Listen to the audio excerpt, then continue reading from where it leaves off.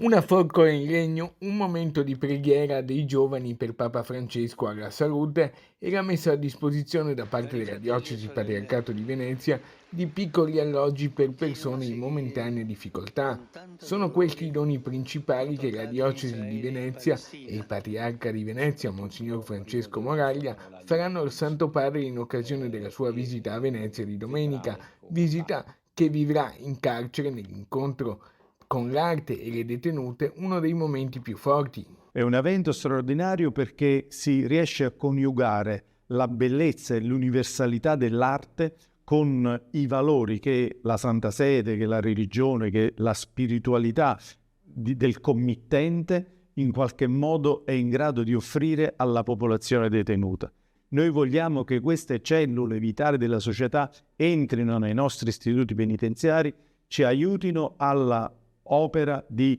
risocializzazione, rieducazione della popolazione detenuta. Il capo dipartimento dell'amministrazione penitenziaria italiana Giovanni Russo non nasconde l'emozione. Ho pensato che era esattamente quello che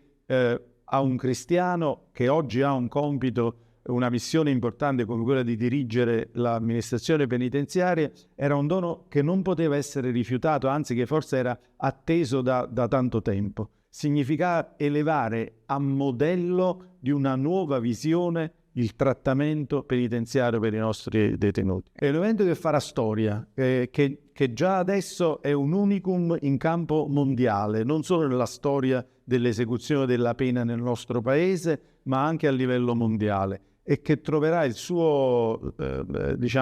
suo culmine, il suo suggello formale con la visita del Santo Padre